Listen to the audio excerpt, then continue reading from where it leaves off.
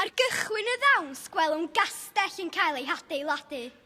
Waliau cryf, tyrau uchel, a drws cadarn yn agor a chau. Ond, mewn castell yn ystod y canol oesoedd, nid pobl yn unig oedd yn byw, bwydro ac yn gaeth i furiau'r castell.